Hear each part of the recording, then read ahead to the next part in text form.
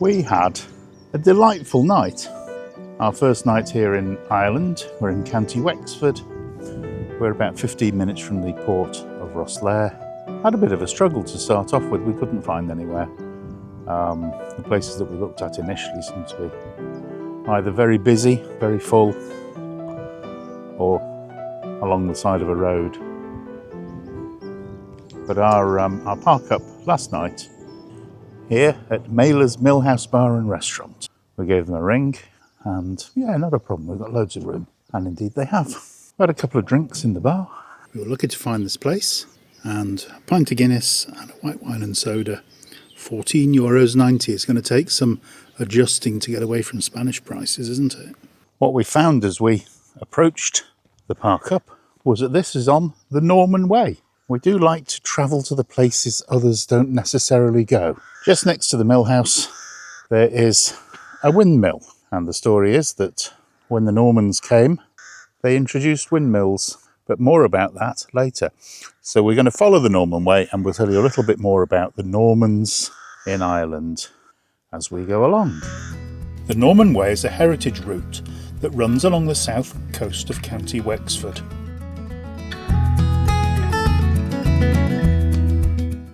Along the trail you will discover authentic medieval sites which will help you understand the Norman way of life and how it influenced the Irish way of life.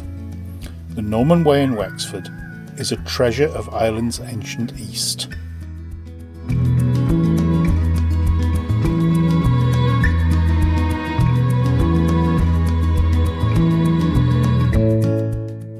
Turn right onto Paradise.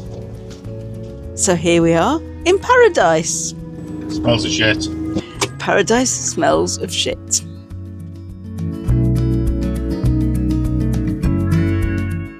The Normans arrived in Ireland in 1169. They built fortifications, churches and abbeys and changed the landscape forever.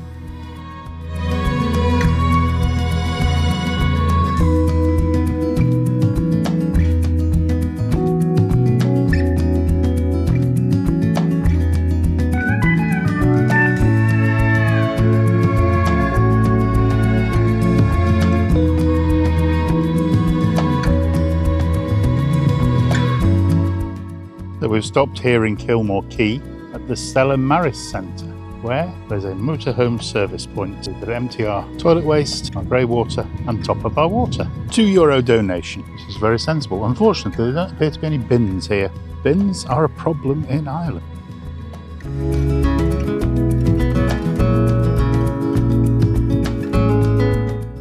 As you can see, the weather is absolutely stupendous. It's your turn today. My turn.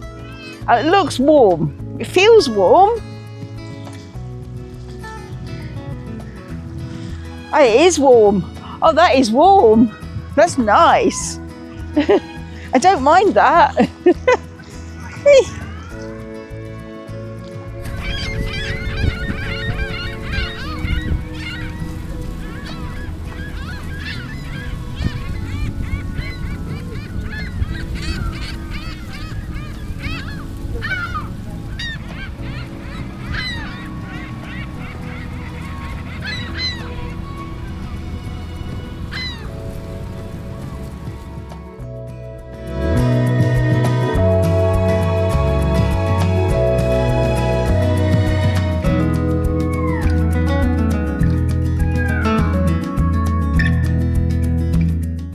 You know, the weather has been absolutely gorgeous today. If anything, maybe a little warm. We are at possibly one of our favourite types of park-ups in a car park. There's Claude behind me. And this car park is a walkers car park. If we look over the farmland, you can see Tintern Abbey just down there in the valley. And that, of course, is part of the Norman Way. It's about 1 kilometre's walk to the Abbey. And we were going to stay there one night. And then we were going to go to the Abbey. And we had all these great plans. And then I spent most of the day arguing with the edit on Da Vinci. Oh, what a nightmare when your videos don't render. You lot don't understand, you know, the pain we go through to bring you a video. You might think it's easy. It's not. It's a pain. It's an absolute bloody nightmare. Going for a walk because the weather is going to turn apparently. And today, it's been a lot cooler today. It's been a nice breeze. So I don't know where we're up to at home in terms of wildflowers, but the wildflowers in Spain and Portugal were incredible. And here, we've still got bluebells out and forget-me-not, and I think the purple ones are harebells. And there's stacks of buttercups and things like that. But the one thing we didn't see in Spain particularly was cowpath, or indeed Nettles. nettles or cleavers. And there's plenty of sticky weed here, just right for that little tonic that you need. Fresh cleaver juice.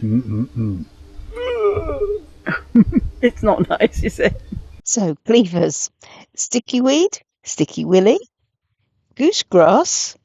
Any other names you know it by? I just remember chucking the little sticky bobs at people at school. Leave us a comment. What's your memory of cleavers?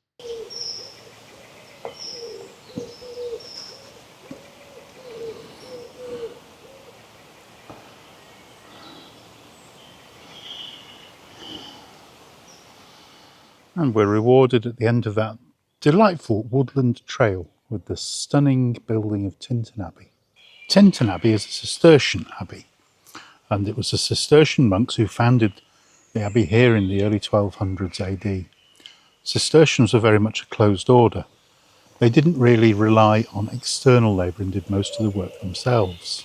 The area surrounding the abbey is densely wooded, and so, apart from timber, the woods would provide a variety of wild nuts, tree nuts in the autumn for both people and domestic animals.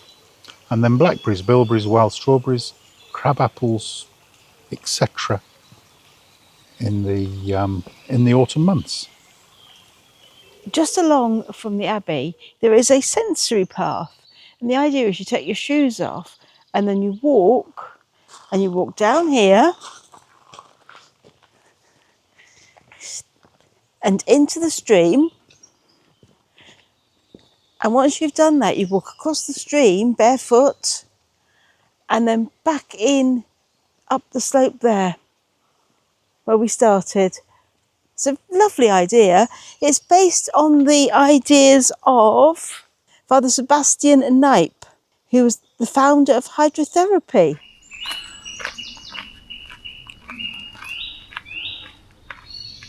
This is the estuary at Salt Mills, and the bridge just over there, which was built in 1817, and before the bridge they used stepping stones to cross. So Salt Mills was a relocated village, previously at Tintern. It's a tidal estuary of the River Bann. Another fun fact is that the fields were named. So they were named after the people who owned them, and there were allocations, so you were allowed to grow flax for your own personal use, making textiles and clothing. And you could say that today we have an Irish weather day.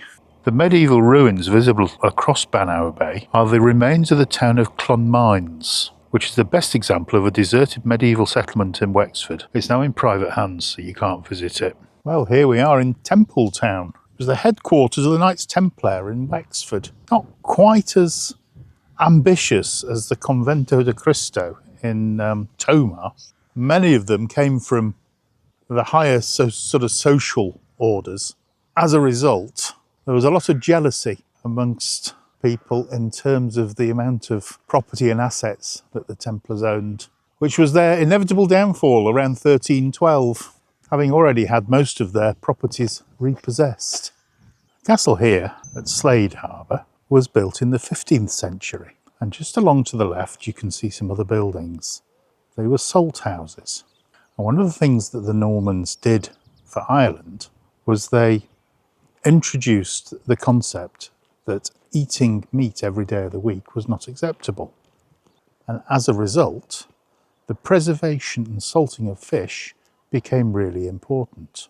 The salt houses here were used to preserve the fish using rock salt imported from Cheshire in England.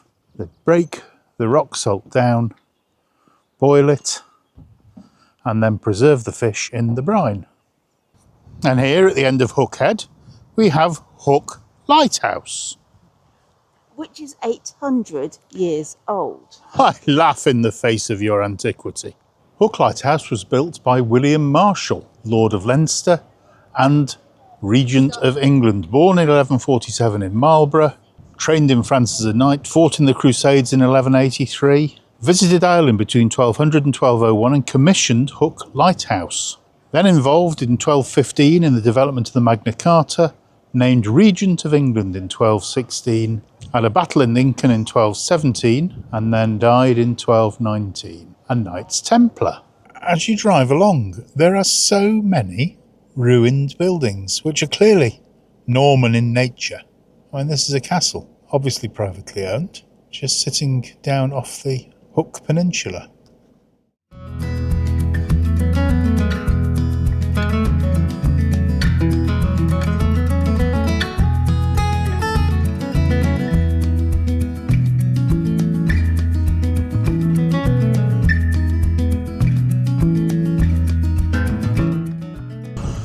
So there seems to be a bit of a theme here.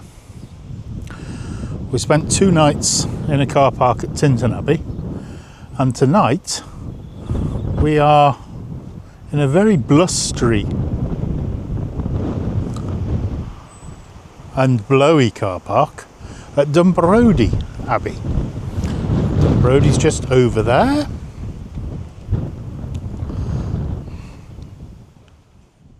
In the early 13th century, land disputes led to intense competition and violence between Dumbrody and Tintern. In 1355, Dumbrody's abbot and monks were accused of expelling and robbing Tintern's abbot. Despite its modest size, Dumbrody flourished until the 16th century, until the dissolution of the monasteries by Henry VIII. The abbey was looted and left uninhabitable for monks. I think we're veering off the Norman way now. Going to go and look at something else.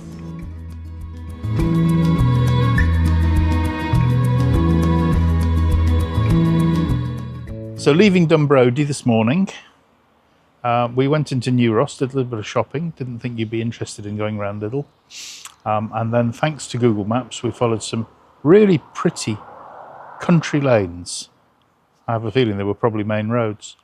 And we're now at Jerpoint Abbey, built in the 12th century, a Cistercian abbey. And of course the Cistercians came to Ireland from France. The reason why all of the abbeys that you come across are in ruins is in 1540, Henry VIII decided that they were no longer acceptable and dissolved. So the dissolution of the monasteries saw the lands and assets distributed to friends of Henry, and the monks were cast out.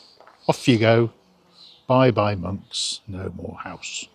So one of the unusual things here at Jerpoint is there are carvings. Now you wouldn't normally find decoration of any particular degree in a Cistercian monastery.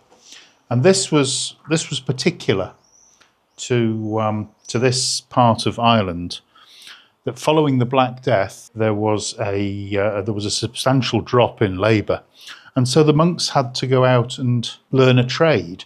And part of learning that trade, and also to be able to look after the abbey, they needed money. And so this is one of the results. And also they had wealthy benefactors, and around the chancel there are coats of arms of their benefactors. This enabled them to replace the original wooden structure of the tower, which housed the 2 bells of this abbey, with stone.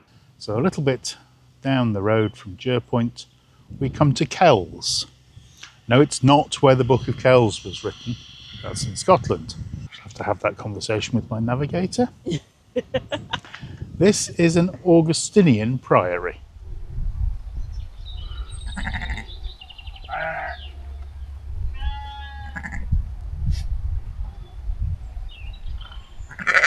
And you can see the medieval defences around the outside. and it's known as the Seven Castles of Kells. So the Augustinian order is based on the teachings of St. Augustine of Hippo. They emphasise original sin, the absolute necessity of God's grace for salvation, the concept of evil as a lack of goodness, and the pursuit of deep communal and reflective spiritual life. And they are very much still active today. In fact, we believe that the Pope is Augustinian. So we have quite a well-preserved priory.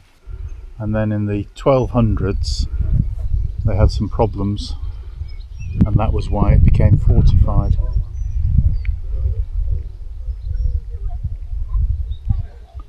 It must have been quite a peaceful life as a monk, after you finished all the extraordinary amount of building that you had to do anyway.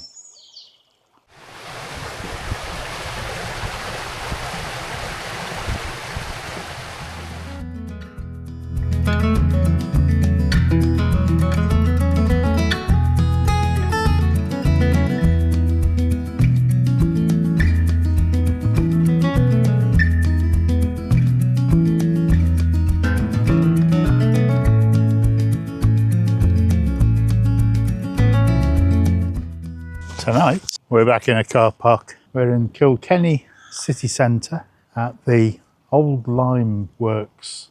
€10 donation in the honesty box, and they've got water and waste disposal, but still no bins. Take your trash home. We've got another 3 weeks. And tonight we're going on a witchy trail.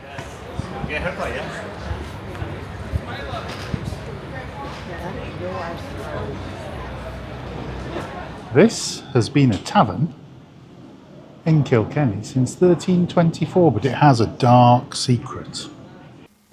Dame Alice Keitler was born into a wealthy Norman family. She outlived 4 husbands and owned several businesses in Kilkenny, one of which was this pub, which opened sometime around 1323.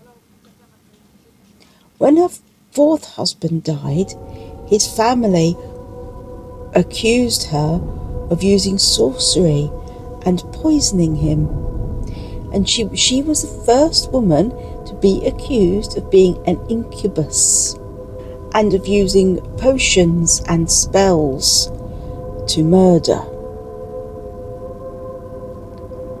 The person who was to try her was imprisoned by her friends for 16 days in an attempt to dissuade him.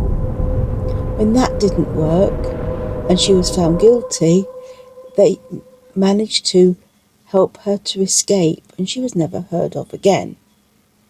Sadly, her maid, Petronella, was not so lucky. Petronella was publicly tortured and eventually burned at the stake in November 1324. And that is the story of the first witchcraft trial in Ireland. Don't we just love a spooky story? Well, we had a lovely drink in that pub and then went down the road to an Italian for a pizza. Gluten-free, dairy-free, very pleasant evening. Thank you very much, Kilkenny. We had quite a peaceful night in Kilkenny. Didn't think we were going to. The campsite, or the air, was very full. Today we've moved on slightly and we're in County Waterford. And instead of monastic religious settlements, we're going to go back in time and visit a dolmen. This is Kilmogue Portal Tomb. 2 portal stones. That's then roofed by 2 massive stone slabs, the largest of which is at a steep angle. A low mound of stones would have covered most of the tomb, but the capstone probably remained visible. It's on the type of landscape preferred by builders of these tombs in this part of Ireland. It's never been scientifically excavated and was probably built around 6,000 years ago for the burial of important members of the community, and perhaps to be a focal point for a group or tribe. Kilmogue comes from Kilmog, that means Church of Mog. That is one big piece of stone. The Irish landscape is absolutely stunning.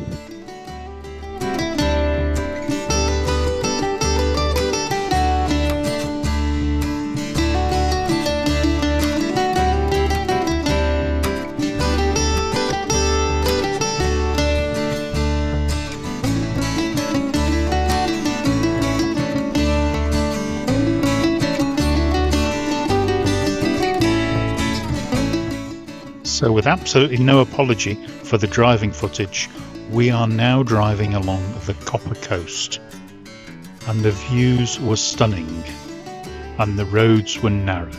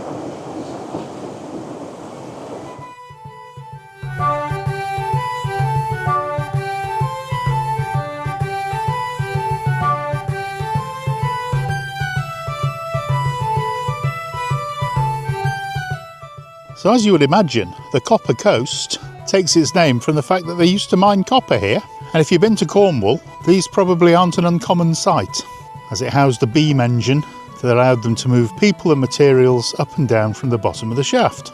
This particular mine closed in 1870. The winding house was built in 1850.